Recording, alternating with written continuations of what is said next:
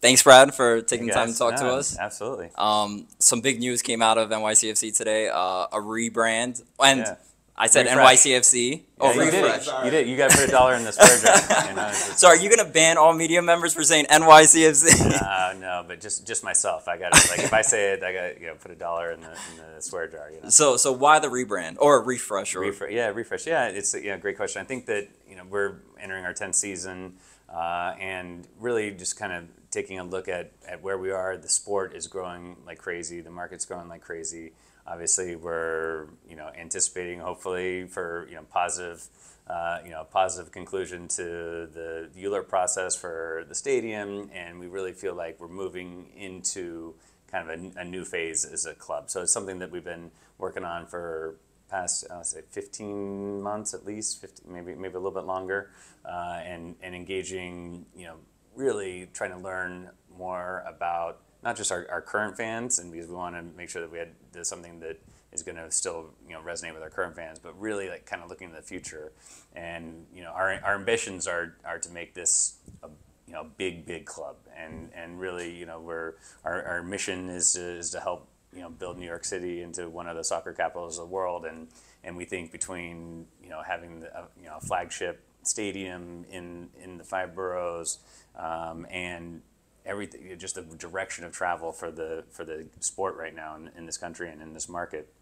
it was going to be a good moment in time to look at not blowing everything up and starting over. Really, it's it's an evolution, from a brand standpoint, and something where we could lean into New York City FC and the attachment to city, and really kind of spelling out New York City and the pride that we have as a club as being attached to and having that name New York City. We're very proud of all the professional sports organizations in the New York area. We're the only one with city in the name, and we really wanted to lean into that. And we think that that's a source of pride for all of the residents of the five boroughs and beyond to have that attachment to New York City. So we think long term, that the full expression of our legal name, New York City Football Club, is kind of a mouthful. It's a lot of syllables, and when you actually say football, there's still, when you're talking about casual fans, there's still maybe some people that could get confused of which kind of football that is. Yes. And then NYCFC, I said it, but only in this context, also gets confused a lot of times. We hear a lot of people mess it up, or it's NYFC, or it's a tongue twister a little bit, and so and all that together, if you say that out of context, someone who's not super familiar with us really maybe doesn't know what we're talking about. Whereas the FC, the research that we've done has seen that, like, even for casual fans, people are really starting to understand that FC is soccer. Versus if you actually say football, then they think it's football. Yeah. And then the pride, that going back to that again, the connection of New York City, having that, we think that that's kind of the best positioning for us as we go into this next phase of fan growth, attracting new fans to the brand. It's an exciting time to be a soccer fan in New York City, in the United States. Whether over the last couple of years, I was saying to a few people, I feel like if you look decades in the future and you kind of look back at time, like, when did soccer really, really take off, like in this country, and I would argue like in this market as well, like just really explode. We're like right in the midst of it. I mean, between the greatest player of all time coming to our league, coming to this country, choosing us as a place to play, and like capturing kind of the imaginations of kids and casual fans and people who either didn't follow soccer at all and now they do, or people that casually followed soccer and now are like into it. That's all happening now on top of all these amazing competitions that are going to be hosted in the U.S. Arguably the most important competitions of any given calendar year for the next 4 years, let's just say, are going to be in the United States, between Copa America this summer to the expanded Club World Cup in 2025 in the U.S. It's going to have the likes of Man City and Real Madrid and Bayern Munich and Chelsea and many others that are going to be playing in this massive tournament on U.S. soil next summer. To, of course, the FIFA World Cup for the men in 26. possibly still, hopefully, we're knock on wood, we're hoping for, the U.S. will be the host for the FIFA Women's World Cup in 27. Obviously, New York City Stadium opening in 27, maybe the biggest piece of all. I think that, it's just, this is, such a great time. And so for us, we want to be able to kind of work on this, brand evolution and refresh in advance of a lot of that stuff happening, to be able to better position ourselves to capture, these new fans as they're coming around to really jumping on the bandwagon of the sport in this country and in this market. Yeah, so to just get into the weeds of that, like, how do you kind of capture that audience? Like, you're going to have fans who watch Copa America. You're going to have fans who watch the World Cup. Like, how does NYCFC, like, capture those fans that, yeah, they like their country, but they're not necessarily an MLS fan? New York City Football Club. New York City Football. New York FC. It takes a while. It's day one, all right? It takes a while. I know it is. No, I think, that's a great question. I think for us, it's trying to be where the fans are, but also trying to get in front of them in a way that is going to be attractive to them and get them, interested. And so I think that the kind of the expression, the look and the feel, the graphics, it's for pretty much any sports team. I know it's true for us. This was true of my days in the NBA. Like, only a very, very small fraction of fans of the team actually attend games. There's through all the research we have, there's multiple millions of fans that New York City FC has that follow us on, whether they follow us on social media, they consume us, through different ways, whether they're in the New York City market, they're regionally in the tri-state area, they're somewhere else in the U.S., they're somewhere else internationally, that maybe don't even, might come to one game a year, may come to 0 games a year, but they're consuming us in many cases daily, and maybe hourly, or whatever it is, like, depending on how hardcore they are, in all these different ways. And so for us, that's really how you kind of cut through the clutter, and you are able to get to fans with content. So we've been investing a ton in our content team. I mean, I think when I got here, 5+ years ago, we maybe had 3 or 4 people on content. Now we have 15, and growing, and that's just going to keep going, because essentially that's your marketing. Is having great content that fans want to consume, that they want to engage with, that they want to forward on to their friends, check this out, and that's really how we go get new fans. And so targeting those people that we know are interacting with Copa America games, that are interacting with World Cup games, things of that nature, we're able to kind of target fans digitally in that way, and hopefully in a way that resonates with them. We think New York City FC is the best way to present our brand, to represent ourselves to potential new fans, and then in kind of the look and feel. And so things we're excited about is we tuned up some of the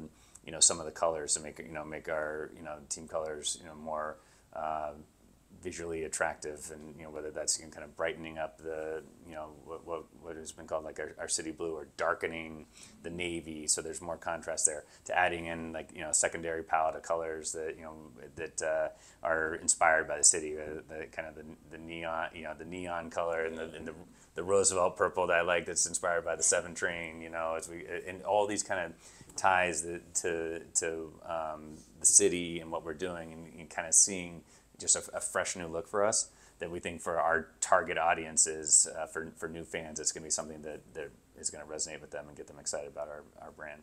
Is there going to be an update to the badge? I saw some renderings, possibly something going on there. I heard about this. Is it actually a thing, or? Well, so I will say I've been doing this kind of almost all day, and I'm sure I have a ton of emails that I haven't looked at yet, and there's fire alarms that were sounding around here. I got a little gist of it, but I guess my answer to that is, when you go through a process like this, it was a totally holistic brand review.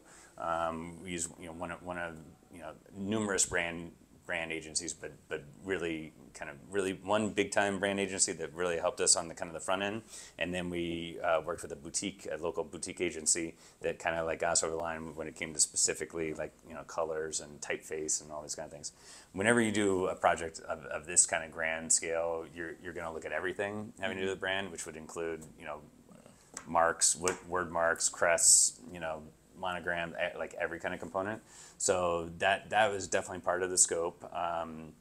What I heard came out is not final, and it's a longer and broader process. So, and that's I guess unfortunate that something that something is out there, and especially something that is not going to be actual finished product. But I would say that this is a process that goes, especially when it comes to things as specific as crests, badges, logos. That's a longer process. It's a more sensitive process, especially the fans. We have worked with have had a number of sessions with our supporters groups and given them a peek behind the hood on all of this brand refresh stuff, including possibilities, including the name kind of convention and the potentials for refreshed logos and badges. So we've gotten input and buy-in there, but that part of the project is not complete yet. So unfortunately, a little premature today on that. I don't know when we'll see that. Even things like, it's complicated because things like on your kits, they're done so far in advance, like with Adidas and kind of the lead time needed. For obviously we just launched our 2024 kit 2 weeks ago, which is fire. I'm sure you guys love it. But our 25 kit is already done, and it's already done, and like the ship has sailed like on that one. Like so you won't see a new brand or logo on our 25 kit. So that's why it's a longer process to kind of to work through that component specifically. But we had a great body of work. We were super excited about this the naming convention, and then also kind of introducing these new colors and kind of new design patterns and things of that nature. And so we wanted to get that out ahead of the home opener this week, and you'll see that throughout the 24 season, 25 season, 26. I'm sure everything will evolve a little bit here and there, but you see that piece is out early, and then things like potential changes in logos and badges kind of trail behind that usually by quite a bit. So you're going to show us the 2025 kit after this interview, right? I'm sorry, I can't do that. And the thing is, we're actually deep into the 26 wow. kit. Because that's how far in advance, the Adidas and MLS deadlines are. Wow. So yeah, deep into that already. So there's some urgency and things to be able to based on knowing what we're going to do from a brand standpoint going forward. But like I said, not imminent. But we're excited about all of the work that's been done. Our marketing team, the agencies work with, I think, and both the process and kind of the results for me, I've been incredibly pleased and excited about. Agreed. I mean, I just think the kind of the feedback we've gotten on the new jerseys has been something great reception, and I think it's been awesome there. Yeah, so that's awesome. It's my favorite. So yeah, I think it's my favorite too. Yeah.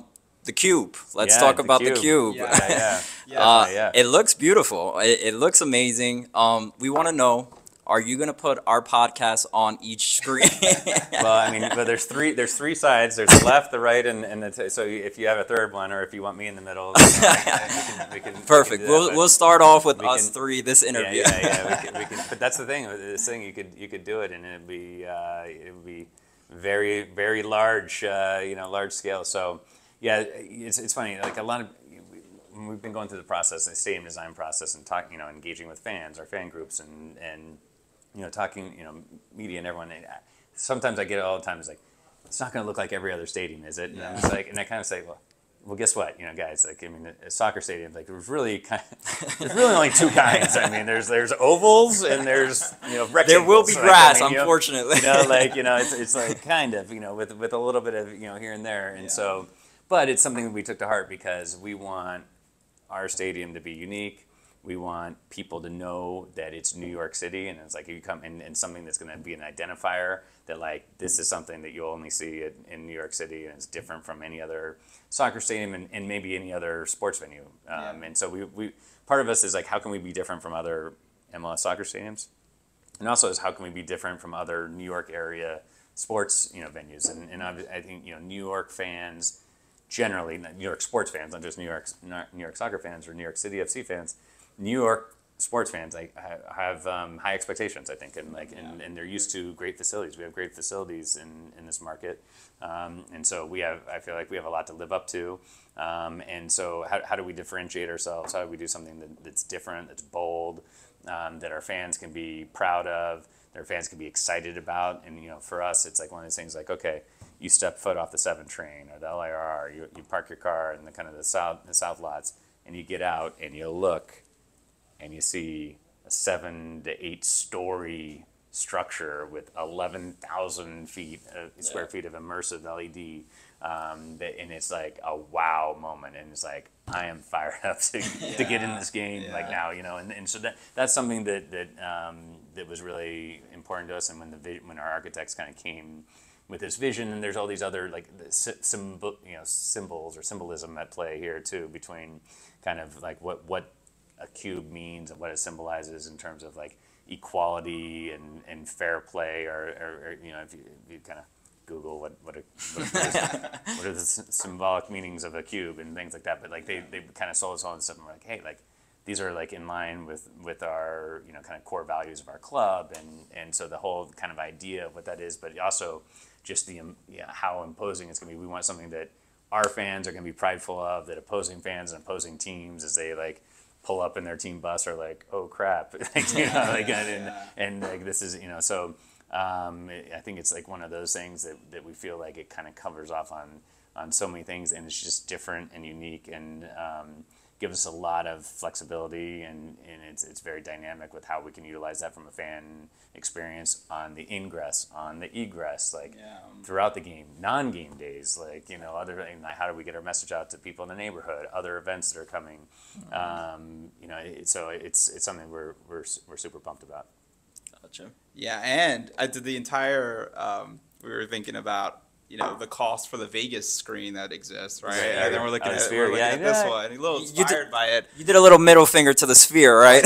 Like, this is New York. It's funny. I have not asked our architect if they were inspired in any way by the Sphere, and I should have by now. But I had not put the 2 and 2 together. But I think that's all the rage, right? It's exactly. Kind of like these immersive. Exactly. Kind of not overwhelming, but kind of experiences where,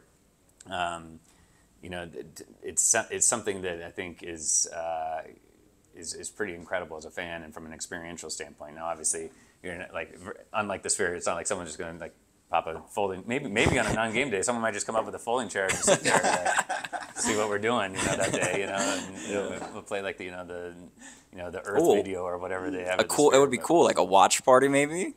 For away games or something like that. Yeah, totally. I mean, and we have the huge plaza out there, and also awesome. This entrance, when you come through, this is that's your grand entrance into the stadium, and then we have this whole area right through the cube that we haven't released this yet, probably, have we? I don't know. All right, I've already started talking about it. But I was going to say we have this essentially a big 5 boroughs food plaza area that's going to be awesome with food vendors from all over the city that can rotate out, and that's a big the authentic kind of food story from the 5 boroughs is super important to us, and so that's kind of so this grand entrance, people are going to come in and they flow into this awesome space, and we have pregame entertainment and all kinds of stuff in here. So it's really meant to be boom, I'm here, and I'm ready to have a great time, eat some awesome food, listen to a band, go upstairs, cheer my ass off, get 3 points. This is this is what we want people thinking about when they're coming into the new stadium. Talking about fun soccer. Yeah. We haven't been seeing much of that this season so far. It's early. It's early. It's early. But I guess what's the expectation for 2024? What would you deem obviously a championship will be successful, but what would you deem necessary to be a successful season? I mean, for us, I think our baseline that we kind of come in every year is qualifying for playoffs. I mean, I think this is the most challenging and competitive and league in the world. And from a parity standpoint, I was on actually a call this morning, a long call, our city football group leadership team, and they had all these different, like, every league and like the points and the difference between kind of top teams and bottom teams, and like, you know, in terms of the quality of rosters and all these kind of things, and like every league is like, you know, on this continuum, like all spread out here, and like MLS was like everyone's like right there, and it's like, and that's just by design. That's how the league is set up. The league is, you know, that's been their goal since day one, is design a situation where, you know, any team can go from worst to first in 1 year, or first to worst, or any combination of anywhere in between, that like everyone's going to have an equal shot at it, and all the rules are set up that way. So it's very challenging to have, you know, sustained success at a very high level, not even over a long period of time, even over a kind of a short period of time. I mean, it's like we looked at every single team that's won the MLS Cup in the last like 8 years or something like that, has missed the playoffs in one of the 2 years preceding or after the MLS Cup win, and so it's just meant to be. It's meant to be that way, you know. It's like, you know, when Columbus won the Cup, not this year, but the years before, next year missed the playoffs. When Atlanta won it before that, missed the playoffs next year. When New England set the all-time points record, when we beat them in the playoffs, with the year they set the all-time points record, missed the playoffs next year. And so like that's kind of just native to the rules and how the league is set up.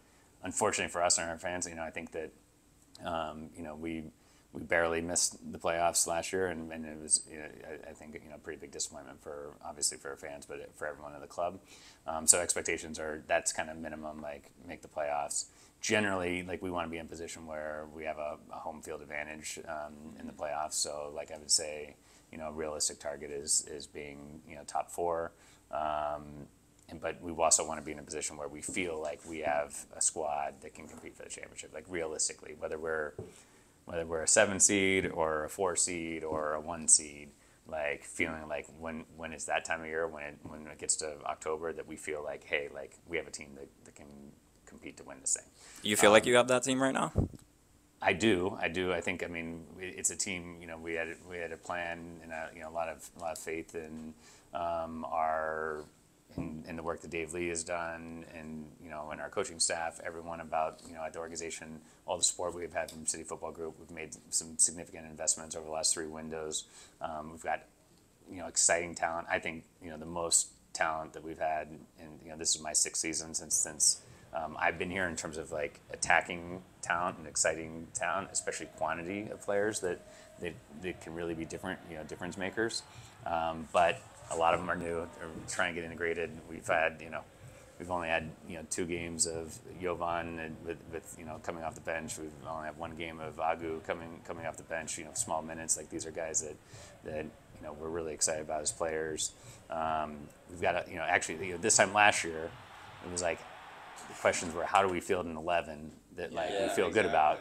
Now this year is like, how do we field 11 because we feel like we have 4 or 5 or 6 or 7 guys that like should be in an 11.